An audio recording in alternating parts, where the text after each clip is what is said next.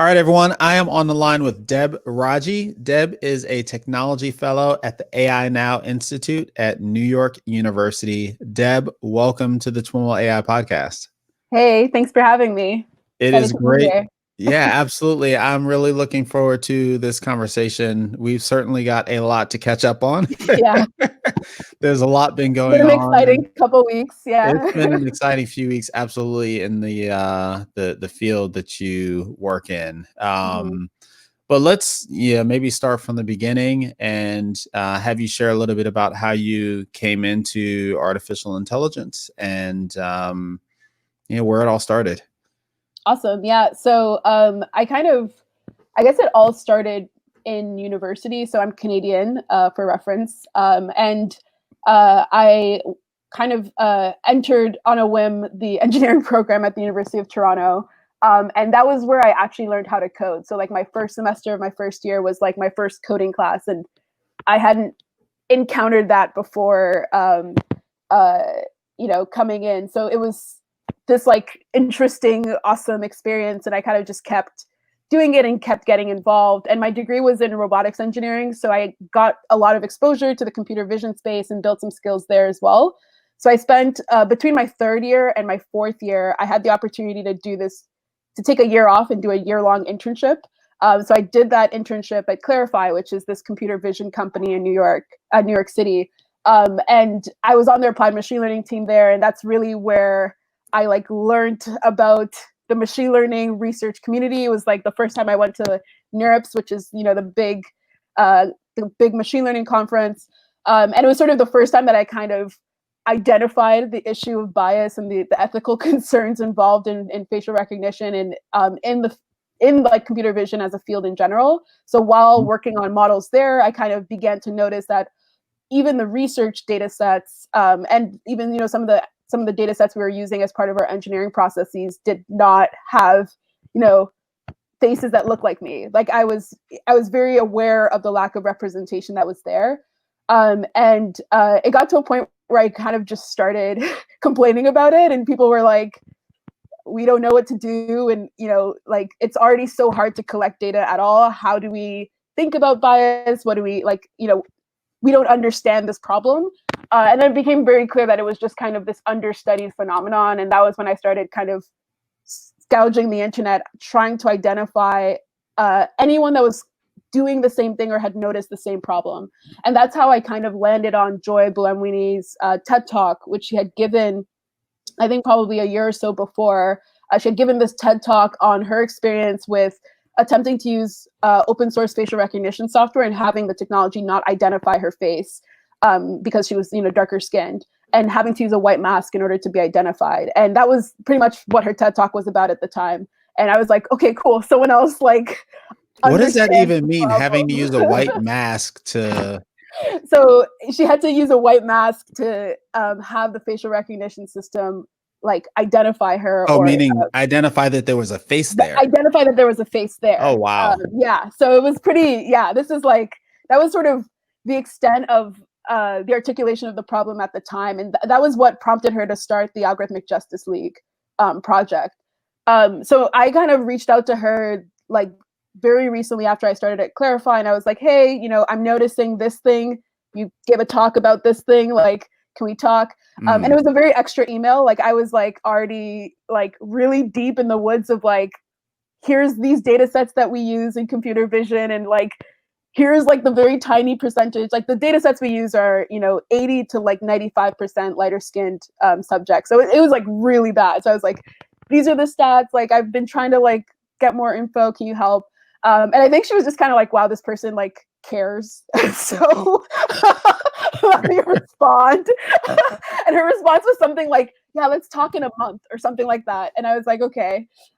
So yeah, like a couple months later, we actually started talking, and we started, collaborating and working on some stuff. So at the time she was working on her thesis, which was around gender shades. So I helped her with that. And then, as Gender Shades so Gender Shades came out February that year. So as Gender Shades kind of began kind of gaining steam, and like we understood that it was a problem that other people could also recognize and empathize with, I kind of was like, okay, cool. Like you have enough support that like I can kind of work with you full time over a summer, or it ended up being a summer and a fall, but we ended up working together on this sort of follow-up study, trying to identify what about gender shades made it an effective audit to sort of characterize and communicate these problems in a way that pressured these companies to sort of feel cornered to take action. So that was a lot of the follow-up work I did with Joy, and a lot of my subsequent work is thinking about, how do we actually capture some of these like limitations or these failures that these models experience, and how do we communicate it to the public, but also to other researchers, to other engineers in a way that actually makes that limitation super clear and like raises concern in a way that prompts people to take action. So that was a lot of what my journey is, and that's a lot of the work I'm doing today. So, following that, I started working with Timnit and Meg at Google, and we worked on the Model Cards project, which was a way of sort of documenting and communicating audit results, and it ended up sort of becoming part of the engineering process at Google for machine learning models. And then, following that, like the National Institute of Standards and Technology is sort of taking up some of the findings in our work and the terminology in our work. So it's sort of become a thing now. And it really sort of stemmed from this desire to like identify the problem in a consistent way and communicate it in a consistent way. So that's kind of the ongoing work I'm doing today at AI Now and wherever I end up in the future. That's awesome. That's awesome. And so you think of the broad area as you've referred to audits on several occasions. What all is kind of captured in that terminology? Yeah. So the reason I mention I talk about sort of auditing and some of the work I've done with Google will like refer to it as like internal auditing is anchored to the idea that, so especially the work that I do with Joy, we look at models that are already out there, that like someone already decided was like sufficient to deploy. It had already passed whatever deployment conditions were already there, and the person had already sort of like thrown it over the fence. So we look at like models that are already built and deployed, and then we try to understand, how they actually operate within society. How do they actually operate within a deployed context? So, for gender shades, for example, building a test set where we identify different populations that could potentially be affected by such a product, represent that like each of these subgroups within a test set, and then evaluate for each of these subgroups and discuss the results for each of these subgroups and the disparities between these subgroups, is us trying to sort of simulate discussion around, within society, how can we anticipate this model this product that's already out there, how can we anticipate its performance on these subgroups that we've decided that we want to look at, that we care about. So that's why it's framed as an audit versus just kind of like an assessment or an evaluation. It's kind of these quantitative tests to see like when you've deployed this thing and it's already out there, is it actually good enough for these specific groups, these specific populations that we've decided that we care about and we want to observe the performance on.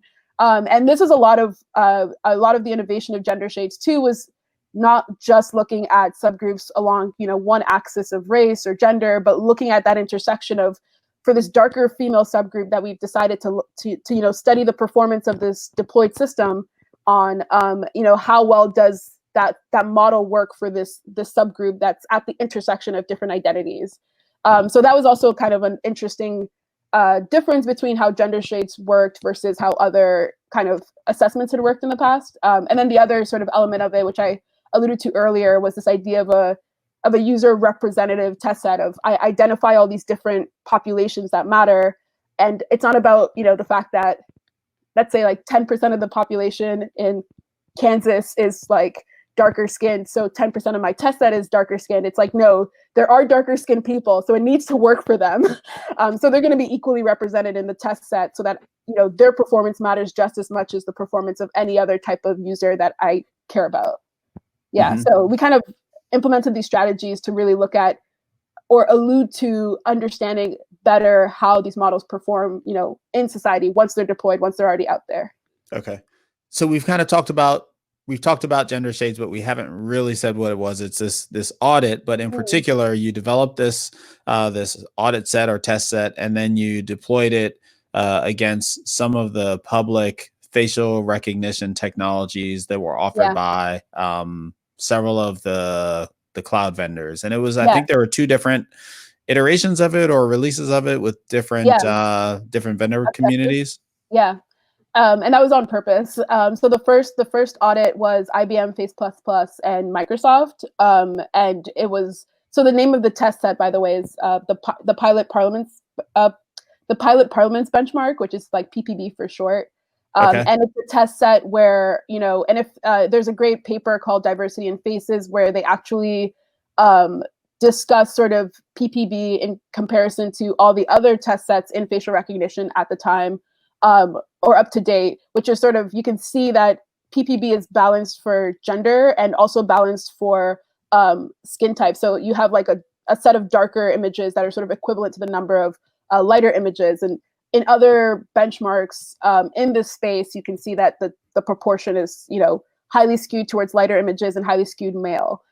So it was sort of the first benchmark that encompassed sort of this balance and enabled this intersectional testing, which was really sort of the key differentiator between other, like just sort of the typical facial recognition evaluation process. And then with respect to the companies that we were looking at, we kind of picked these very specific targets. So the first iteration was Microsoft, IBM, and Face++. These were, you know, huge vendors in the space, and they were selling sort of off-the-shelf facial recognition APIs, so like application program interfaces. So they would sell pretty much the access to the models, their facial recognition models. And if I'm I'm an app developer, I can just take that model and send my images to the model to get a certain set of predictions.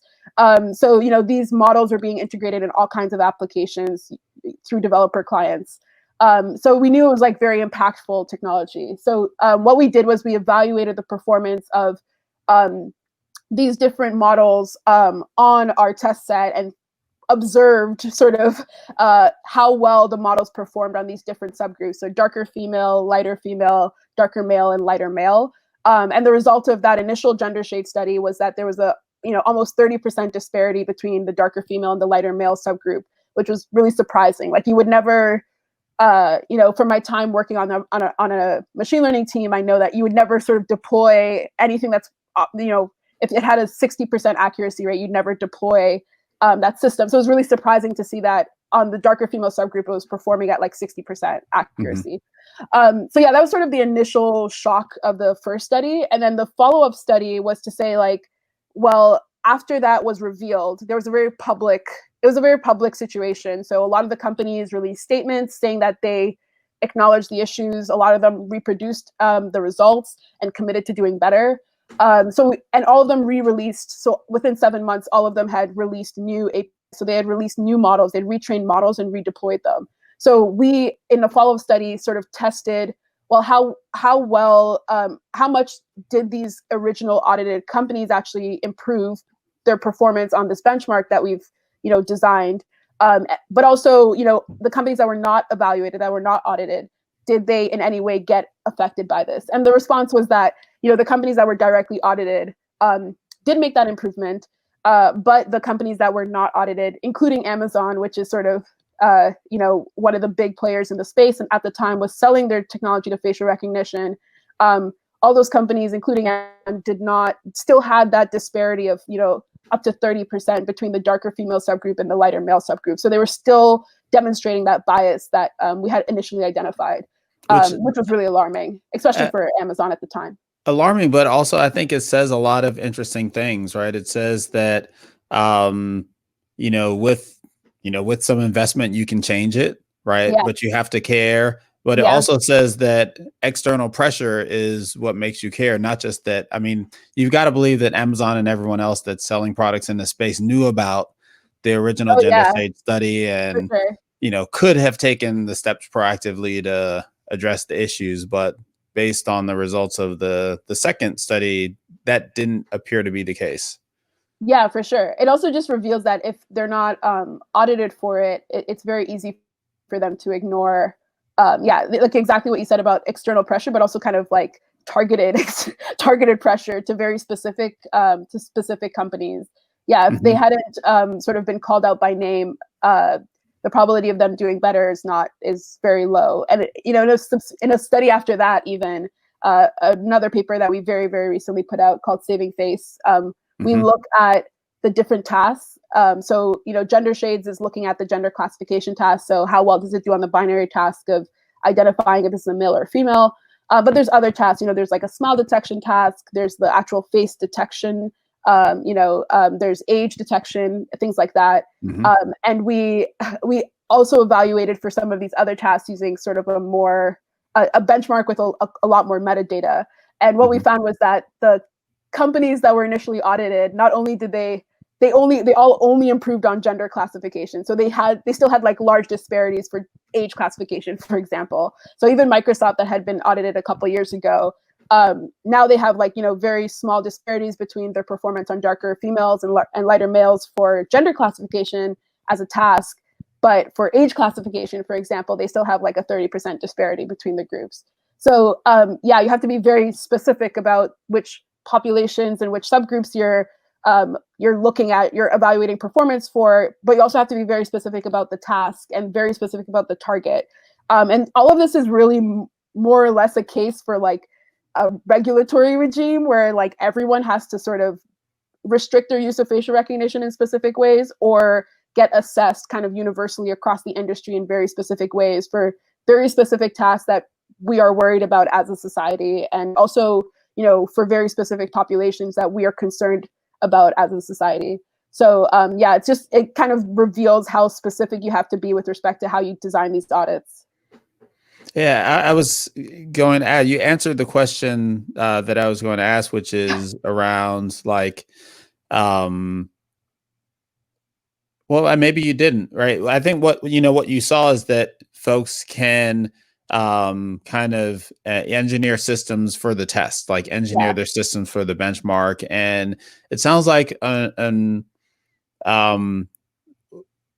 some extent, what you're saying is that that's what we need to happen, is that we establish the benchmarks broadly, and we, through regulation or some other measure, encourage the companies that are offering these technologies to engineer for these tests. And I guess there's part of me that says, should it be something else? Should we show them like the error of their ways, and they say, oh, well, we should have a diverse team, and we should kind of go off and think about all of these things. And maybe can the tests ever be exhaustive? Yeah, that's a great question. I don't think I answered that question. No, that's a great question, because that was something that like plagued me for a long time too, where I was like, because the other thing too is not even just with respect to the task, because I think with respect to the task, and this is what the National Institute of Standards and Technology is really into, is they identify that the facial sort of identification task, which is the ability for me to like identify you as Sam, identify myself as Deb, or the facial verification task, if there's two images of me, to be able to say that they're the same image. Like they see those as the most important sort of pertinent tasks with respect to facial recognition. So they will sort of focus on that, and they're like, well, we don't actually care about these other things happening. So we've already identified the tasks, and then they'll say like, oh, these are the groups that we care about. So we've already identified these groups. But then we rose the question, and this was a lot of our third paper. I call it sort of like an existential crisis paper, because it talks about some of these like loops that exist that we need to talk about. One of which is this idea of looking at the intersection of skin type and gender is just one way to look at it. There's other contexts in which it's really important to look at age, and how do you identify the intersection of age and gender and skin type. Like that just gives you an infinite number of permutations. And the way that we ended up sort of gaining some level of like peace is to sort of, I guess, reflect on this as limitations of the audit structure and of an audit in general, to say that there are certain things that you can learn from an audit and certain things that will actually be very difficult to learn from an audit and actually require different types of evaluations, such as pilots, for example, piloting the technology, or even like overall restriction. So this is one of the cases for the idea of a moratorium, where we understand that there's concerns with this technology, and it's not just the racial bias, right? So, when the technology doesn't work, in the case of what we've identified through gender shades, when the technology is less performant on darker skinned individuals, for example, that puts them at higher risk. If I get misidentified as a criminal at a higher rate than others, that's because of the technology not being as functional for me as it is for another person. But then there's also the situation of, especially in cases where it's difficult to properly assess the functionality of the system, maybe we should just restrict the use of the system in general. Maybe we should just take it out of the market as we figure out and we learn these things, and we have these sort of more nuanced conversations and discuss the other sort of facets of concern as we discuss other issues such as privacy and transparency that exist, that we need to have honest conversations about, in addition to like the complexities of that bias situation. So I think that's sort of been my approach to it, is that there are actually very clear limits to these kinds of audits we need to be very aware of. There's a lot that we can learn from them, but there's also limits to what a standard can tell us and what NIST can actually do and can actually provide with respect to insight into how this technology operates in deployment. So we need to be very careful about that. We need to do a lot more thinking about that. And while we're thinking about that, maybe this technology that's like very clearly immature in certain ways needs to be taken off the market. Mm-hmm, mm-hmm. Well, I definitely want to dig into the kind of the broader implications of facial recognition technology and the question of moratorium or not.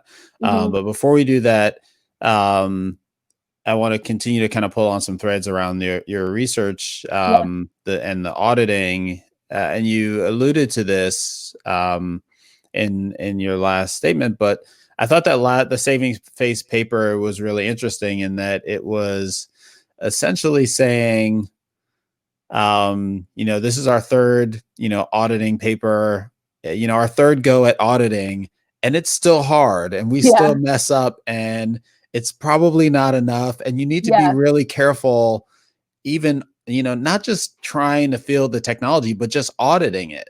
Can you talk a little bit more about what you found there? Yeah. So that saving face paper I said is sort of like an existential crisis paper, because following gender shades and actionable auditing, we were sort of seeing these gender shades like audits appearing everywhere. Like everyone was kind of just building their own version of PPB, which is the benchmark for sort of any kind of task or any kind of situation. And people were like you mentioned earlier, sort of building to the test. So they were saying, okay, we're gonna improve performance on PPB or whatever PPB shadow we've created for ourselves, and that is going to be sort of the bar. And once we're over that bar, then that is something sort of significant. And that whole paper was us saying, like, hold up, something like an audit like gender shades is a demonstration of some of these clear oversights with respect to testing. So the fact that some of these really huge companies, their deployed products failed. So these are companies that they have many people on their teams, and no one on the team had sort of tested for this previously. Like that was the demonstration, was to show that lack of oversight and that negligence. So an audit like gender shades is really a demonstration of that negligence, and to point to the fact that there are very clear gaps in the way that we currently evaluate and assess this technology before we deploy it. And it's not necessarily the bar, it's not necessarily a high bar to cross. So it's kind of like, if you trip over the bar, that's embarrassing and you should be ashamed of yourself. But if you pass the bar, it doesn't actually mean anything. That doesn't necessarily mean that there's no more work to do. So the saving face paper was us saying, just because Microsoft is now doing well on PPB doesn't mean that it's doing well with respect to age classification. Like I mentioned, they still have huge disparities there, but that doesn't mean that just because IBM is doing okay on PPB now, it doesn't mean that they haven't thought a lot about the privacy concerns that came up with their diversity in faces paper and Flickr. Just because we're having conversations around some of these audits being sort of conditions for use. So we're seeing a lot of policy conversations of gender shade style audit being sort of the condition. You have to pass gender shades in order for your model to be able to be deployed. And we're like, right. there are a lot of wait, that's not what we were trying to do. Yeah, like there are a lot of things that need to happen before a system, like a facial recognition system, gets deployed. For one thing, like community consultation, so community participation in that decision-making process, like transparency around the performance of the system. There's privacy concerns being addressed. So there's so many other things involved. It's not the bar to cross. So that was the main takeaway from that work, was us saying, there's so many other elements to this, and that those considerations can be integrated into the way that we assess our systems, right? So NIST could take on these sort of more qualitative aspects of reflecting on the assessment of these systems and facilitating some of these processes required for any kind of deployment. But we need to recognize that whole this is a whole can of worms that is much more complicated than a lot of us actually understand at the moment, and we need to while we're having these more nuanced conversations, take the product off the market, or at least support that moratorium stance of pressing pause as we all have this like deeper conversation. Mm-hmm. The other thing too that I was at least personally realizing at the time, and I think Timnit and Joy were kind of going through this as well, where we were noticing that there were situations where the issue was not that facial recognition wasn't working. So it wasn't even that like the data wasn't encrypted properly, or privacy wasn't or the data wasn't managed properly. It wasn't even that it wasn't working for different subgroups, but it was just that it was being like actively weaponized by like this authority figure. So when you think about facial recognition as a technology, I like to remind people that a face is the equivalent of a fingerprint. It's an identifiable biometric. So I have your face, I can do a lot of things with that, except we are so careful with our fingerprint data. There are so many standards around how to store that information, how much you can centralize that data, about how many people. But when it comes to faces, there's no rules. So people have these immense repositories of people's identifiable biometrics, all in this sort of like centralized location that can be controlled by this authority figure. This is very dystopian. I apologize in the current times to like bring up this image, but I think we've seen. Yeah. I think we've seen like the Clearview example come to light earlier this year, where I'm sure you're familiar with that. Do you want to share a little bit about kind of what you know about that one? Yeah, so Clearview AI was a group that actually was really great reporting by the New York Times to actually identify that group and really expose them, because they were sort of intent on being sort of this covert, under the radar stealth company for a very long time. But what they did was they looked at they kind of collected social media face data. So they sort of did something that I'm reflecting on as sort of digital surveillance, where they would if you upload your face to Instagram, Facebook, they were collecting all of this information and using like slurping all public pictures they can get their grubby hands. That was like painting. I mean, it was pretty egregious what they were. Yeah, like a cartoon villain type plot. Like it's like really awful. Yeah, and the worst part is that they were actually cooperating with law enforcement in different ways and pitching to law enforcement and different government agencies. So they were using that information to like identify, either they were using it to identify you online or to identify you through surveillance camera footage and other sort of terrifying modes of surveillance. So it was kind of a situation where they would give that power to any authority figure that could easily abuse it, easily weaponize it against you. Yeah, I would agree that the law enforcement examples were the worst in terms of kind of mass potential harm, but there was also a total lack of governance, where like, from what I remember from the New York Times articles, like board members would say, "Hey, can you find this person for me?" or something like that, and they would. Yeah. It was. Yeah, there was also a story that I had heard of. I'm not sure how like true this is, of someone like trying to identify like employees trying to identify like personal like ex-girlfriends and stuff, and it's like very alarming. I remember reading that as well. Yeah. I was gonna say there has been reports in the past that kind of hinted at this kind of technology where ICE would just show up at people's houses and people wouldn't understand how they found them, and then it was later revealed that they were matching sort of facial recognition data of like, we know that you look like this based off of whatever mugshot or whatever information we have from your visa or whatever, and identifying your Facebook profile or identifying your trace online that way. So yeah, it really is this dangerous technology that like empowers some of these institutional bullies to kind of just barge into people's lives and like really affect them. So it has these like kind of whimsical situations, but also just like very important kind of dire consequences as well. Mm-hmm. And we keep getting pulled into kind of these broader questions. I'm still very curious about the auditing thing. One of the questions that occurs for me is I'm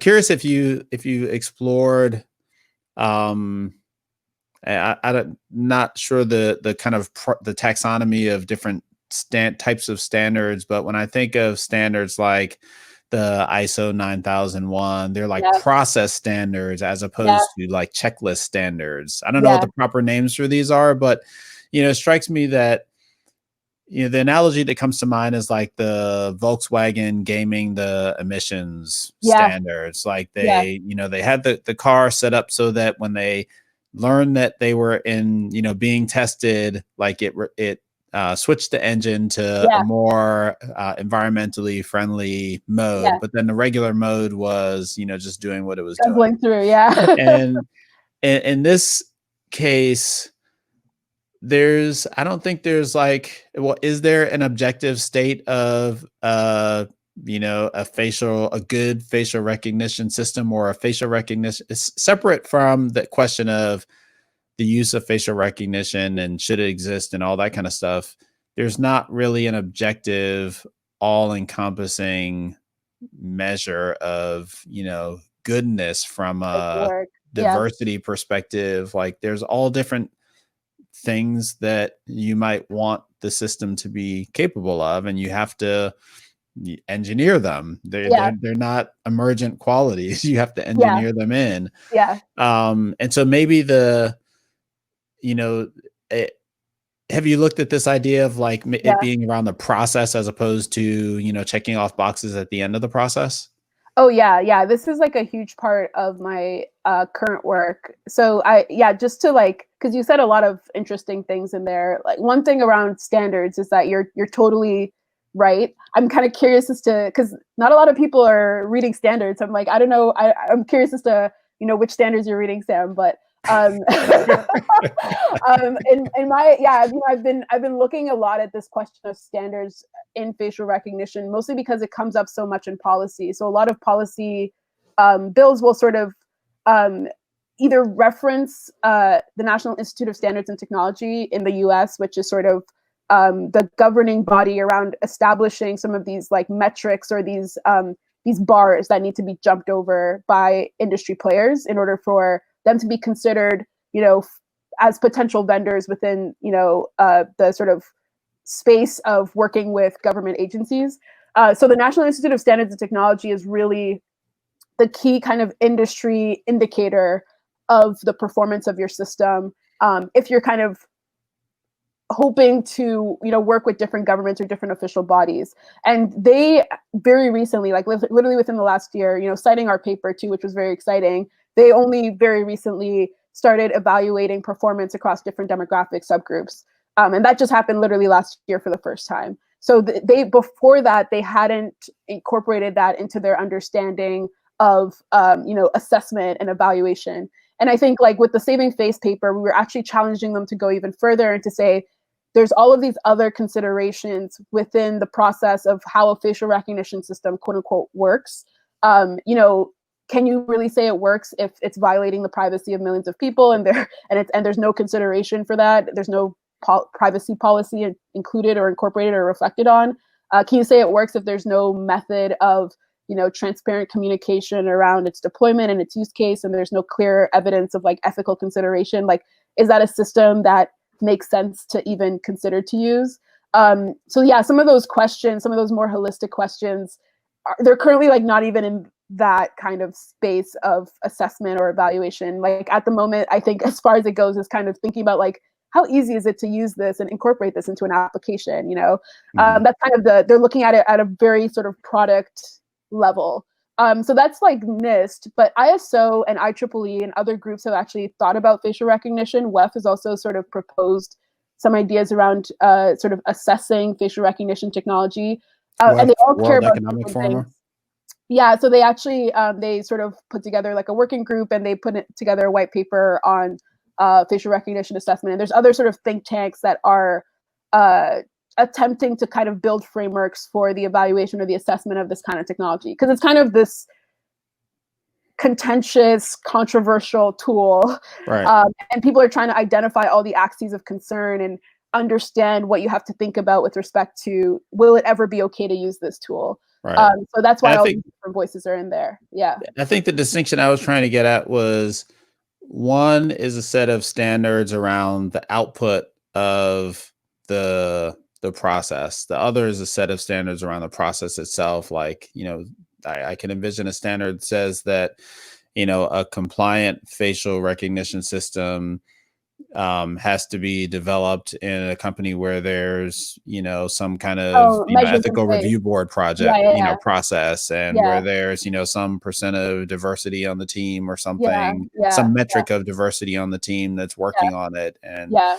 Yeah. it needs to, be the database, the training data set has to have some set of qualities as Yeah. opposed to the output, that's the process through which it's developed. Yeah. So this was something that we brought up in our Saving Face paper as well, as a huge issue, where a lot of the current standards, even the ones that are focused on privacy, like the ISO standard, is very, into this idea of like, hey, this is an identifiable biometric. It goes under all of these things that we have for identifiable biometrics, and it can only be stored in this way, and it needs to be encrypted in this way. And they'll check the output. They won't check any process that you like. They won't, like, the privacy policy of data collection, like the way that you collect the data. If that was completely unethical, like they just care that the data is encrypted at the end, right? Yeah. So that's their definition of privacy, and it's very removed from these processes, like you mentioned, that if they were mandated would allow for kind of richer measures to be in place and richer guardrails to be in place.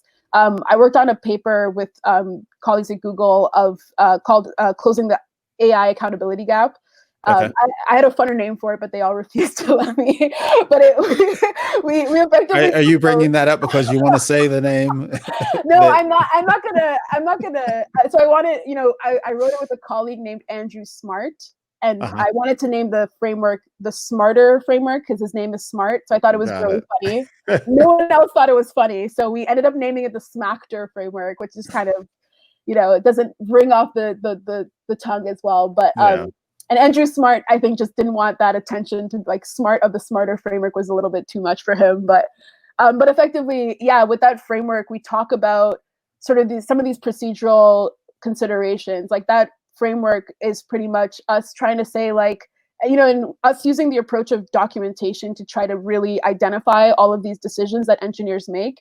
So, for example, there might be someone that would have a facial recognition system where they would say, oh, this system has no bias because we've evaluated it on, like, a gender shade style audit. We have these different subgroups, and according to whatever, whatever taxonomy or whatever labels that we have, the performance of the model is equal for group A and group B. So there's no issue. However, with some of these, with some of these process-oriented audits that we did at Google, we saw that, perhaps the way that the data was collected was incredibly unethical, and that's where a lot of the issues arose. Or perhaps the way that the labels were set up, so the taxonomy of the labels and the way that, because when you create a computer vision system, you actually set up the targets for the system implicitly or explicitly. So you actually define, this is the objective of what I want my model to do, and here are, a set, if I wanted to predict between a cat and a dog, I actually give it that label of cat and dog, and I select the images that represent cat and the images that represent dog. And that process at the moment is sort of seen very callously as like, oh, this is, I scrape whatever I get from the internet and that's what I use. But there's sort of this realization that even some of these very subtle engineering decisions that we don't like to admit to ourselves are actually very important. And there's ways that you can articulate, goals for the model that are implicitly discriminatory, whether or not it performs well on different subgroups.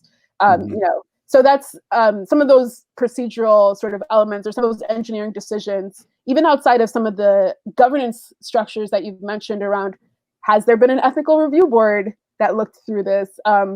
Or some of the questions that you were mentioning around diversity of the people involved, right?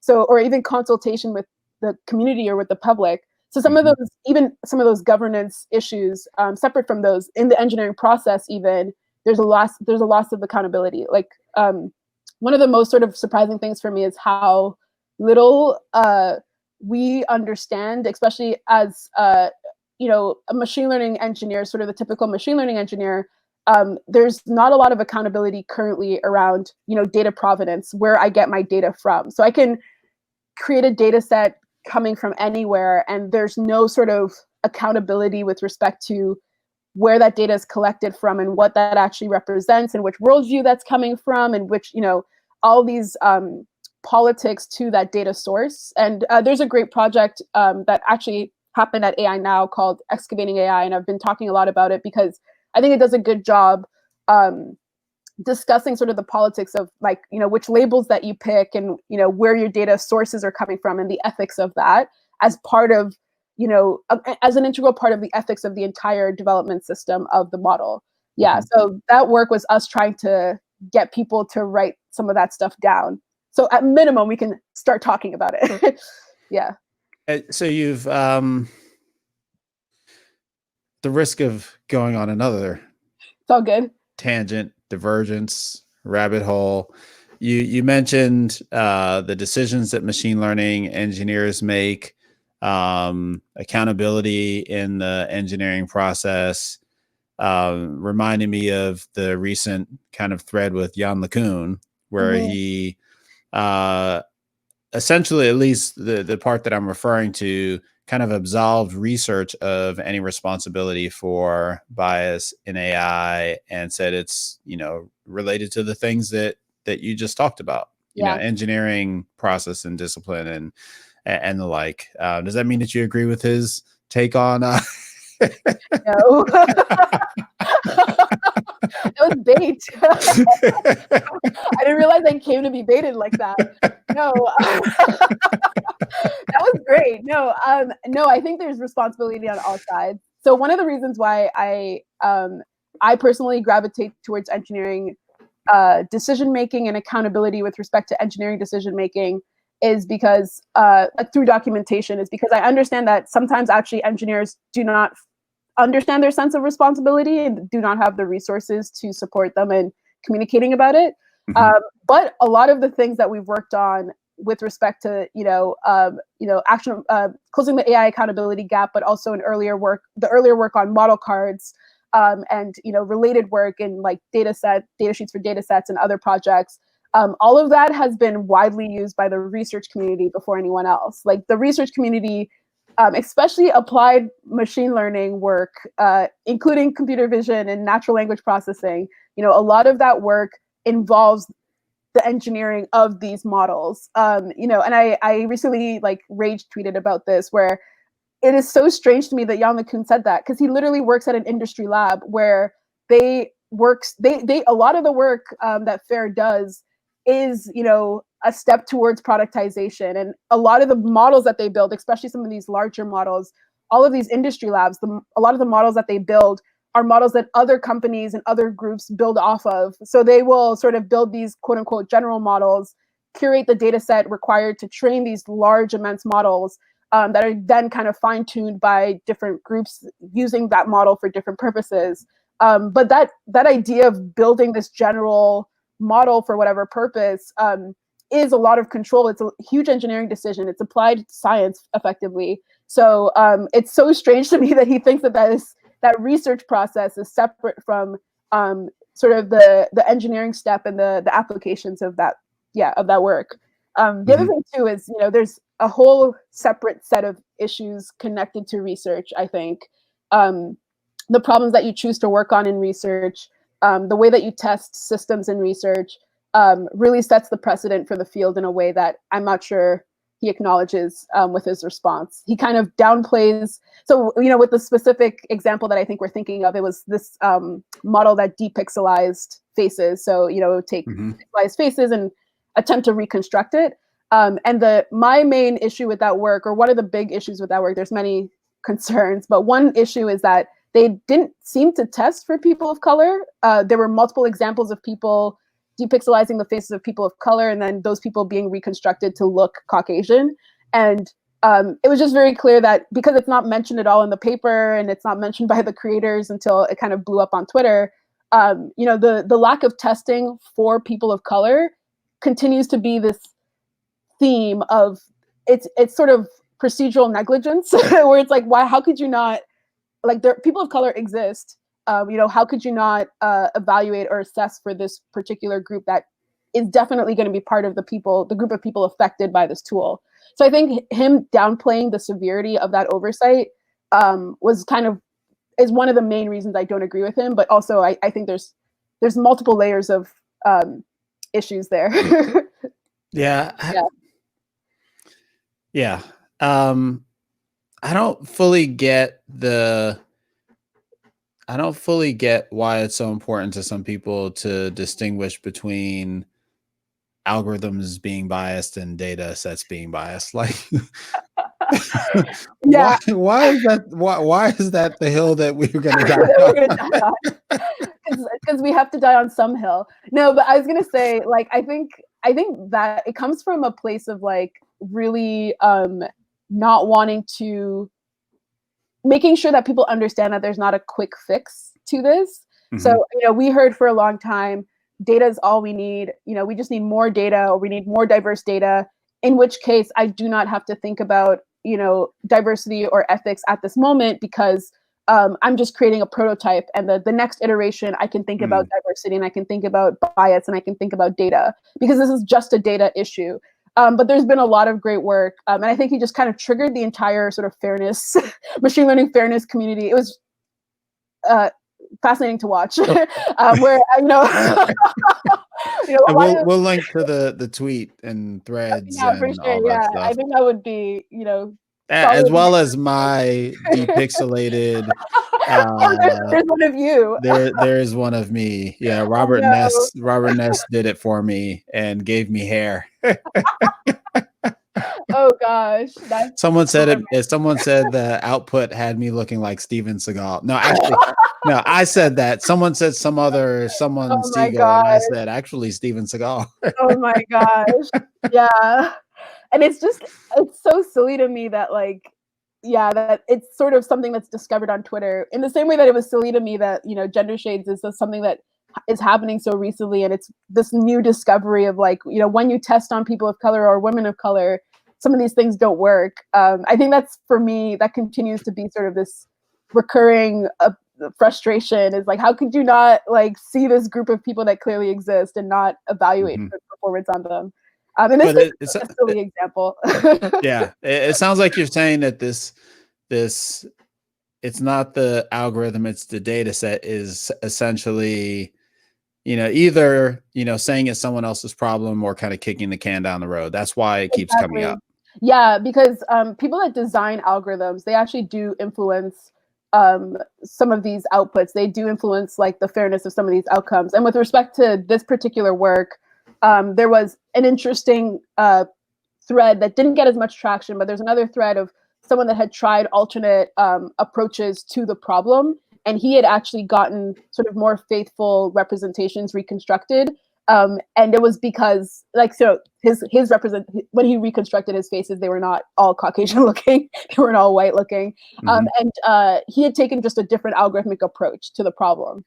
So same underlying data set, the FlickFace HQ data set, but actually cared to or just even took a different approach and got different results, right? It wasn't even it was more that it was not fixing a problem. It was just he was approaching the problem, understanding that Black people exist and we should test for that as well. And if it doesn't work for this group, and if your Black faces end up looking like white people, that is not a functional product that you can use for Black people. No Black person can use that product. And I think that because that was already at the forefront of the discussion, some of these counter proposals of these other algorithmic methods that kind of preserve the Blackness of the faces, to put it lightly, or even other people of color too. There were Asian faces as well that it wasn't working for, Hispanic faces.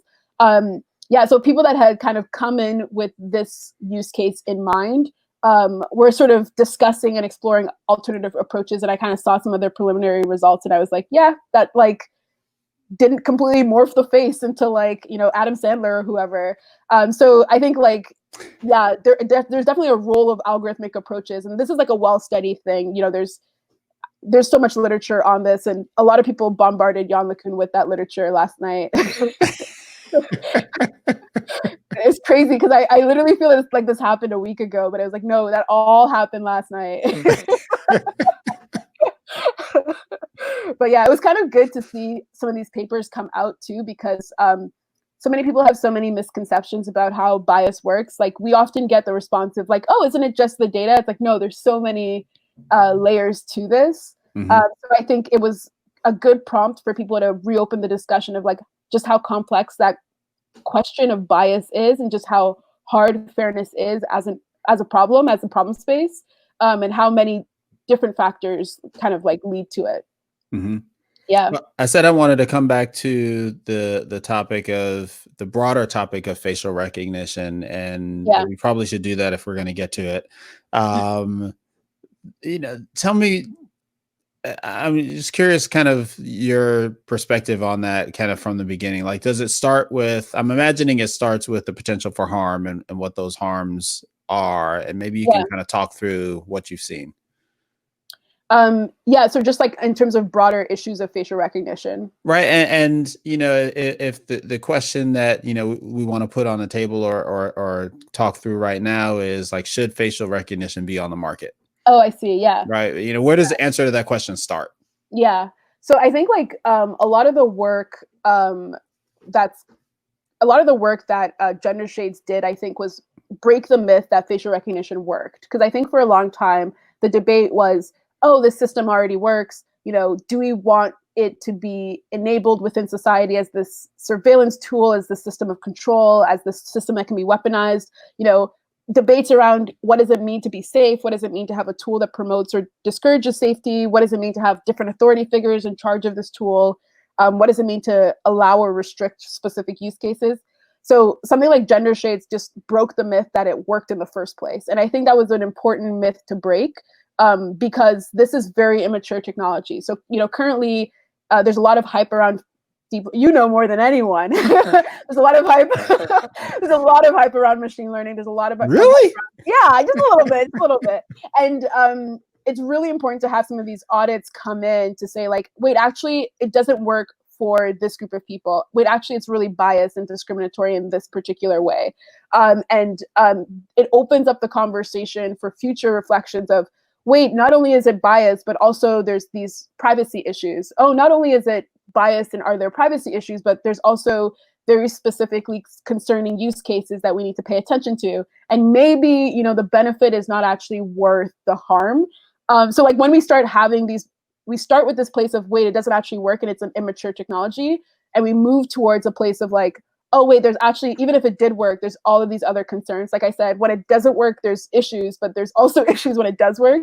So starting with that place of like, wait, this is not this magical, functional thing, just breaks, like the rose-colored glasses kind of come off and people are much more comfortable questioning other aspects of the technology. And I think where we are today is that, Amazon, Microsoft, and Amazon, Microsoft, and IBM have all kind of very recently come out publicly to say there are clear limitations of this technology. We have been confronted with the facts, but also, we understand this concern and we now resonate with it in the current context of sort of racial injustice that we're seeing in this country. So we understand that the risks are here, and we understand that this technology is immature and not really ready for market. So I think that's why that idea of a moratorium of like, let's take it off of the market while we have these conversations around regulation. So like, proper restriction, but also disclosure, like, if any kind of agency is using facial recognition, how can we empower sort of members of society and the community to like be part of that process and to understand when facial recognition is being used on them? Because right now we don't know the extent to which, Georgetown's 2017 work looking at sort of the prevalence of facial recognition's use in the US, by police, by law enforcement specifically. We don't even know about immigration and other groups. So, that was so shocking to so many people that no one had any idea, because it's a technology that someone can use on you without you having any clue. So, can we actually enforce disclosure? Can we actually enforce, some of this community participation? But also, can we reconsider what it means for the technology to work? is it just accuracy, or do we actually have to understand that it has to work for different subgroups, or do we actually have to start having conversations around, like you mentioned, process and privacy and all these other complex things? I think the work of exposing, the bias is sort of like a good way to just expose the complexity of the technology itself and break that like myth of just like a perfectly functional kind of tool. And then once that myth is sort of broken, then people understand that like, oh, this is a Pandora's box. This is a very complex system. There's so many dimensions of concern here. We need to be way more careful than we are currently being about it. And as a result, maybe it's not ready it's not ready to be so widely used. Right now it's used in a lot of places. So maybe we should just be more careful and should just pull it off the market as we have these deeper, longer conversations about sort of the complexity of what it is. Yeah. Mm-hmm. So that's sort of how I approach kind of the facial recognition issues in general. Yeah. Okay. Now, if I parse those recent announcements and remember them correctly, IBM's announcement was the broadest of the ones that I remember seeing. They said that they were going to stop developing facial recognition technology for, I don't know if there was a time frame associated with that or if it was indefinite. Yeah. Amazon, on the other hand, it was a fairly restricted moratorium on the sale of facial recognition to law enforcement agencies. Yeah. And I don't recall Microsoft's the scope of their announcement. Their announcement. It was very vague. It was very vague on purpose, I think. They said, yeah. I'm also trying to figure out what Microsoft's announcement was about. Having read it several times. Yeah, and watched the video. I'm still trying to figure out what Brad Smith was saying, but yeah. But they all kind of made broad, sweeping statements in different ways. I think most shocking was Amazon, because they had been so stubborn, especially with us. They had sort of, when our second paper came out and we had kind of called out Amazon and, shattered their rose-colored glasses as to like, how functional their situation was. We had to face a lot of I guess like aggressiveness coming from them, and they posted a blog fairly flawed blog post rebuttal. Correct. It was a very quick kind of like off the cuff, like I feel like it was just him being angry and just wrote a couple paragraphs and put it out. But also in subsequent interviews too, I read a lot of articles that quoted him, and this is something that came up in the documentary that there's a recent documentary that Algorithmic Justice League sort of released, Coded Bias. And there's a scene of like me, Joy, and Timnit, who's the co-author for Gender Shades. And we were sort of sitting there talking about this blog post. And I remember one of the things that struck me about that conversation that I'll always remember is like us, we worked for like months. We wrote this paper, it passed peer review. All of these things happened in order to validate our results. We had like, so many supplementaries that because we wanted to make sure that our results were sort of validated and could stand up. And this guy writes like a overnight like blog post with 0 citations, and like, in the press articles, they're quoting these things as if they're like equivalent sort of rebuttals. And we're like, what? Yeah. But do you have a sense for? So yeah, that was my frustration with Amazon. But they, I think, you have a sense for what drove them to respond in that way. I mean, IBM and Microsoft and others were kind of confronted with the same realities, and they said, okay, yeah, this is probably pretty bad. Let me, let's do something about that. But Amazon resisted that.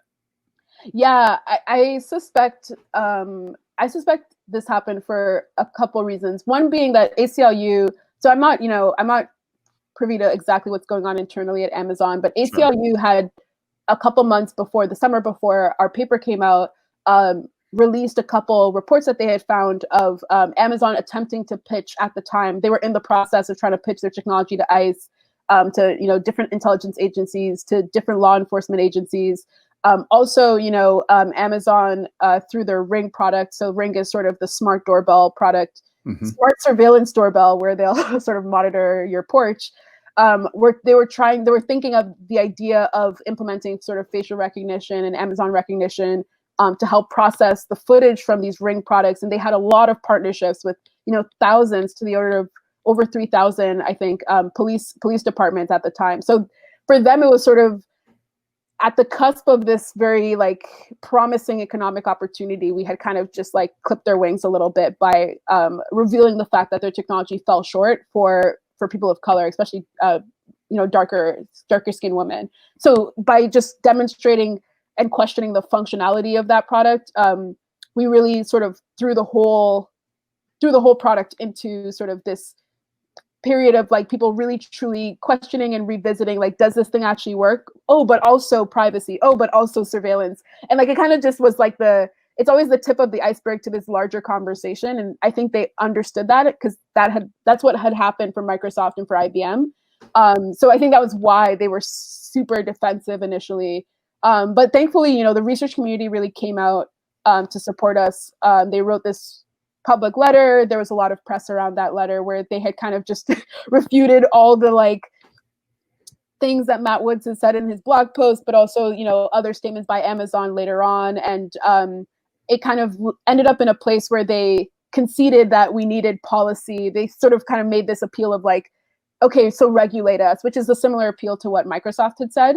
And the difference between kind of those earlier appeals, right at the publications of our paper, there's always this response of, oh, we support regulation in facial recognition. This is what Amazon said, this is what IBM said, and same with Microsoft early on.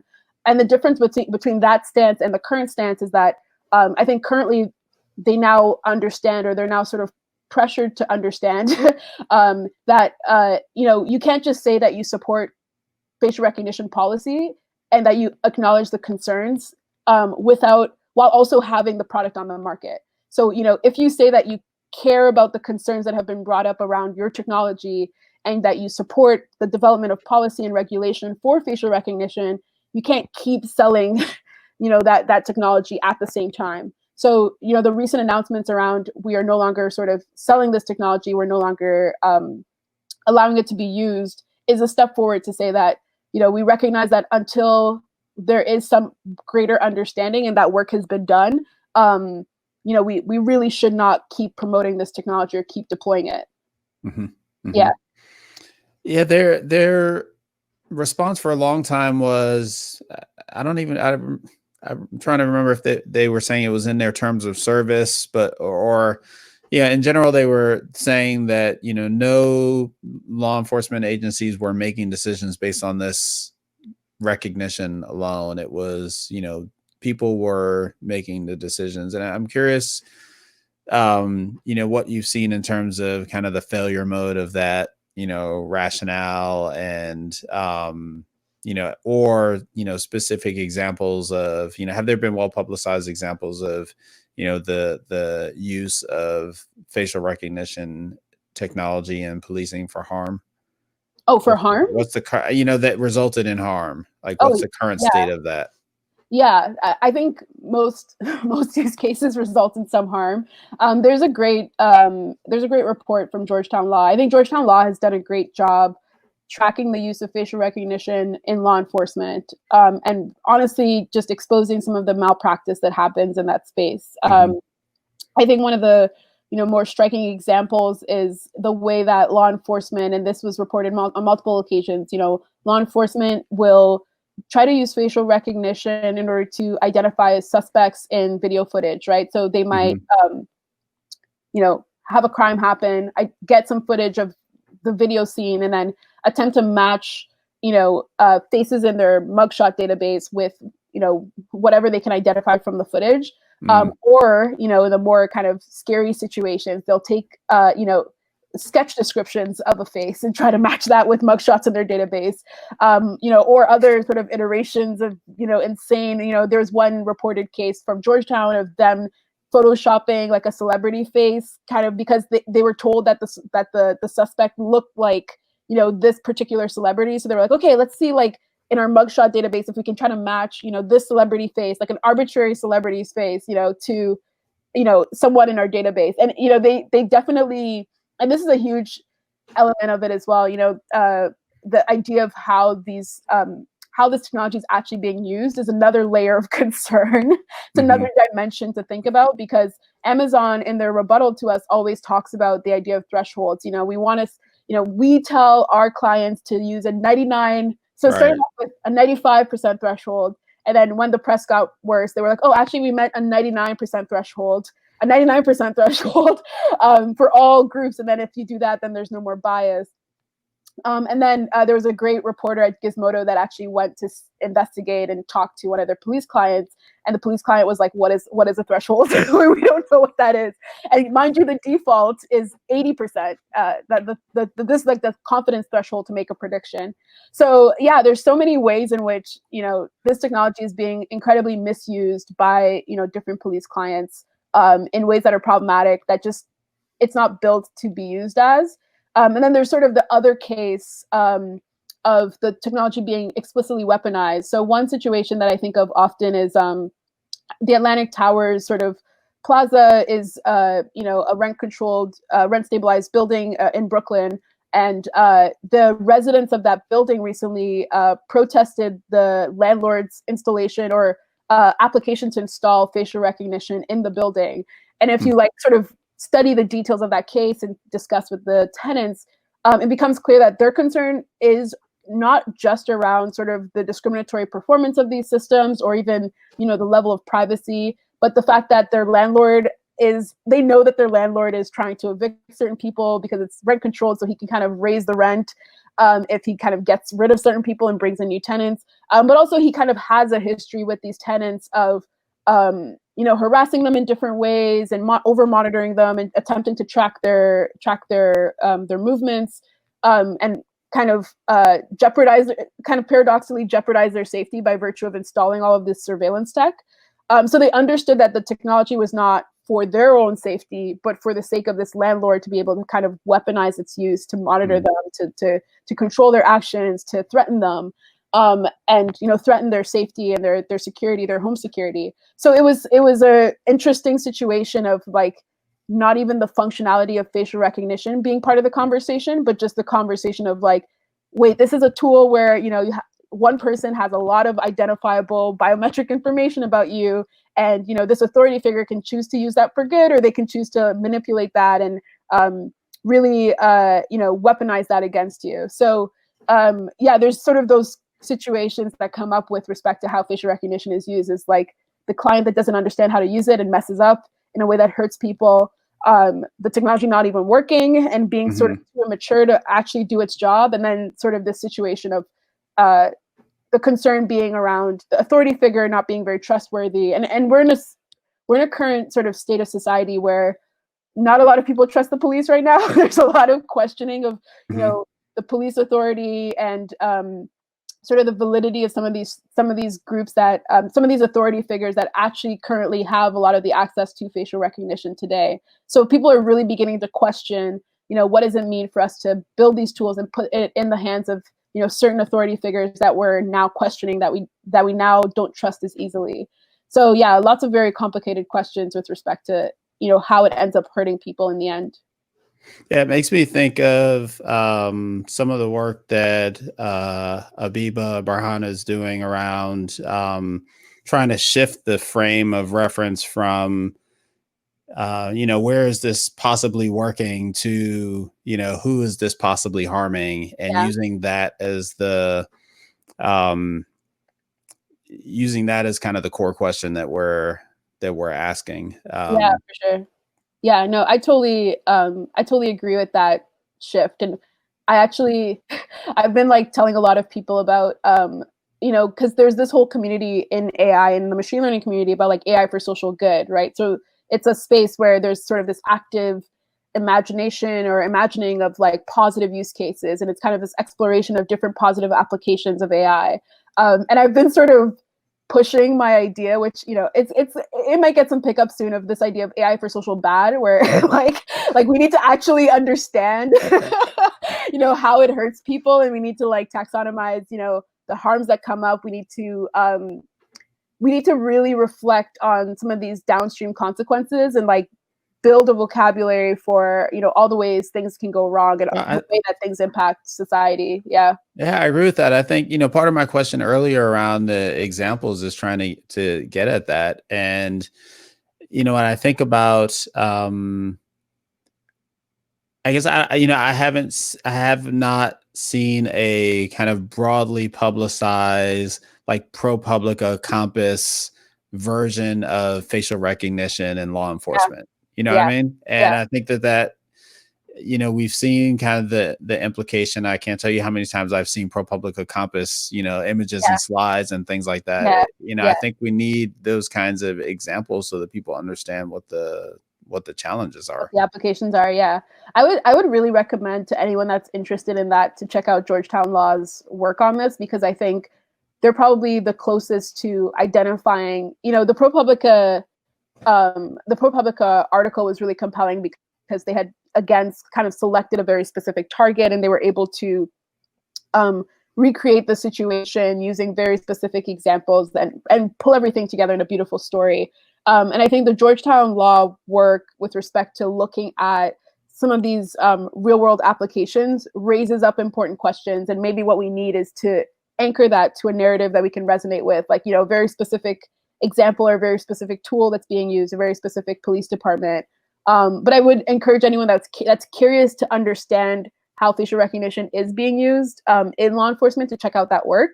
But if they're kind of looking for that story, you're right. That's something that is still work to do with respect to telling that narrative of how facial recognition kind of interfaces with some of these real world institutes and structures. The other thing I'm going to say is it's not just law enforcement. And this is something that is hard for people to understand because it's never communicated to us when facial recognition is used on us. But, for example, HireVue is a company that uses facial recognition as part of their scoring system. They'll evaluate or assess for different emotional cues to different questions and have that be part of your scoring system to get a particular job. So in a recorded interview, such as this one.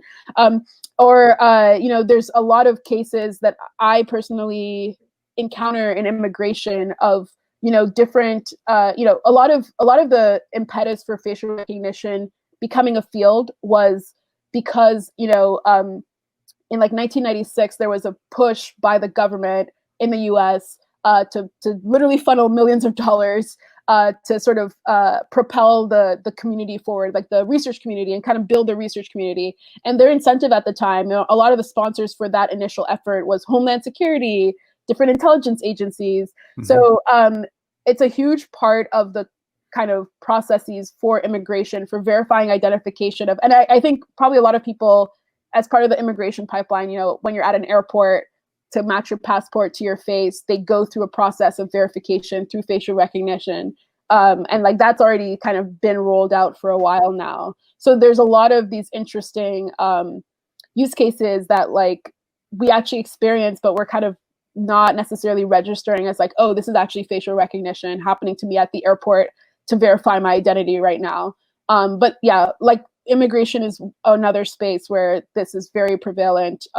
There's also, situations in education of monitoring people and kind of student security systems. So yeah, there's definitely a lot more applications, and it's a lot more prevalent than people assume. And then the other thing I will kind of mention, and it's connected to immigration and connected to law enforcement, but the idea of sort of digital surveillance of, I post my face on my Twitter profile, and I also post it on, Facebook or whatever. And because of that, people can kind of connect these different accounts in different ways, right. Or find me even if I change my name completely, even if I change my hair completely and change everything about me, because I can't change my actual facial structure. So some of that digital surveillance is something that I think was very much exposed through Clearview of oh, wait, when I put this information out there, it's actually very traceable, and it can kind of be used against me. Mm-hmm.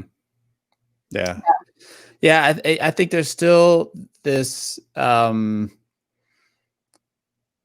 still the answer to this. Well, I don't care if, the government knows who I am. I haven't done anything wrong. And I think, my hope is that through, what's happening now in terms of, the kind of increased awareness of the, for example, police brutality that we're seeing in this country. And, maybe we can connect that to, Abiba's algorithmic injustice and relational ethics and, kind of minimizing potential harm to undervoiced or, communities without voices. And,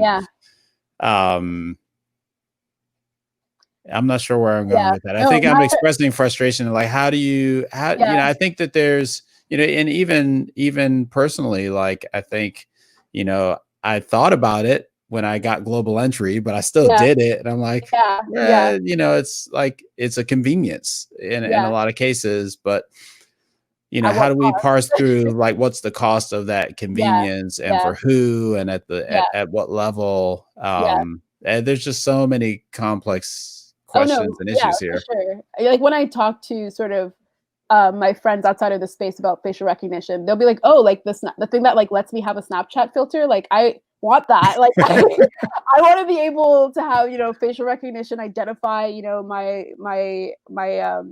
my key features so that I can sort of like the face landmark, so I can put on like, the bunny ears or whatever. Like, that's important to me. And I'm like, okay, no one's threatening your Snapchat filter here. Calm down.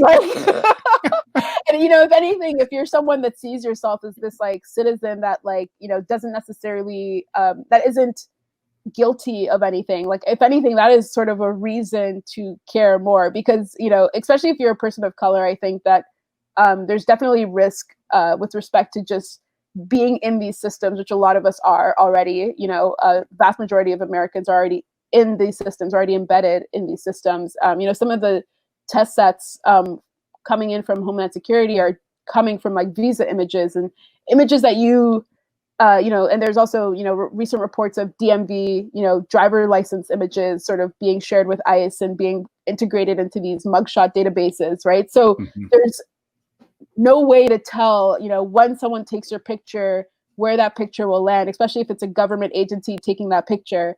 And I think that that is something that we should sort of be concerned about on an individual basis, because especially if you're innocent, because it can kind of implicate you in these processes and these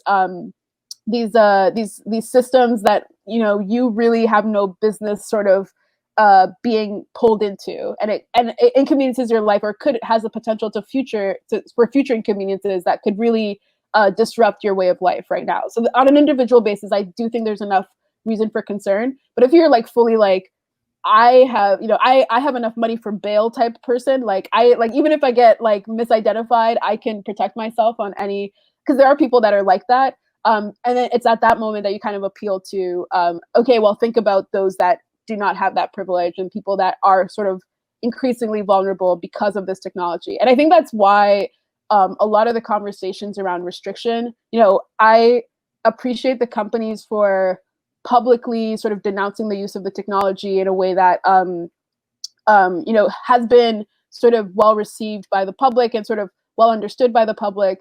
But I don't think I'm going to depend on these companies to go all the way. Like, I don't think they're going to shoot themselves so in the foot that, it actually achieves some of the protections that need to happen for the sake of some of these marginalized groups and communities most at risk. I think that, at best or at worst, what we can expect from these companies is to, perhaps protect the majority of their clients or their users, because their users are, the concerns of their, well, that's how we got here in the first place. Really different, yeah. Like, that's like at best, like the people that would buy, like whatever product they're selling, like maybe they'll think about them. But for them to think about people that, might never have interacted with Amazon in any way, are completely out of their scope of concern.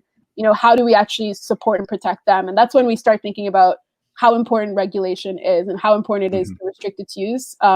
In very particularly sort of like predatory cases against some of these very vulnerable groups. So I think that's the impetus for that direction, is like, it really shouldn't depend on companies' sort of whim. The other thing too is like a lot of the companies that are most notorious, this sounds awful, but like, Palantir, NEC, like, some of these names people don't even know because they're not consumer facing. Even if Palantir was to make a statement, I'm not sure how many how many people like, within my family or people that aren't in this space would like recognize that name. NEC, a lot of people don't understand what that company is, but they're really a large part of this market. They're actually a lot of the players, and a lot of these small startups too that I don't even, I haven't even been able to identify as vendors because it's such an opaque system. It's such an opaque process.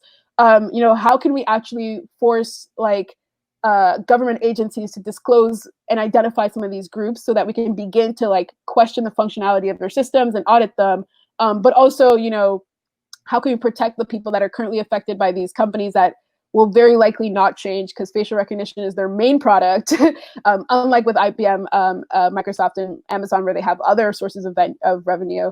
So, how do we, rather than focusing on convincing those companies to change, how can we actually push for regulation that can protect everybody, that can protect everyone, especially those at risk? So yeah, I think that there's still a lot of incentive, even though there's sort of potential for personal apathy. There's still a lot of incentive to work on this and to think about sort of these broader implications and push for regulation specifically. Yeah. Cool. Well, Deb, thanks so much for taking the time. Yeah, Great no to chat worries. with you. Covered a lot of ground. You look like you just like every time I talk to someone about this, they're just like, what just happened? Like my parents are like, don't talk about facial recognition at the dinner. Like, at any party. That's awesome. No one wants to hear about it. I'm like, okay. I think I'm looking at the kind of recording timer here, and I'm like, we could go for another hour, I think, on this. Yeah, it's a very complicated issue for sure. And end up in a similar place, actually. Yeah. Unless we're rolling up sleeves and like, coming up with a taxonomy or something like that. Yeah. And it's moving so quickly too, right? Like things are happening every day. Something happened last week. Well, how many of the things that we talked about just happened this week? Like, and we didn't. I was going to ask you about the. Did you see was it one of the Springer publications? Yeah, I was trying to detect criminality off of facial images. Yeah. That was just a couple of days ago. I think I saw. At least that's when I saw the tweet. Yeah, I've been telling people, like, I wonder what's going to happen tomorrow. Like, it's going to be, there was the summer that I was trying to write the Saving Face paper, we wrote a section on sort of policy developments in facial recognition, and we were keeping track of all the state developments, all the bills, and all the federal bills coming out. Literally every week I would have to rewrite the section just because it was just like constant stream of like bills coming out. Yeah, it's crazy. The activity happening, and because Amazon set this arbitrary 1-year deadline, people are going into hyperdrive and things are moving even quicker. So we'll see what happens, but definitely an active space. There's a lot to talk about. Yeah. Awesome. Well, thanks so much, Deb. Yeah, for sure. Thanks for having me. Take care. All right. Take care.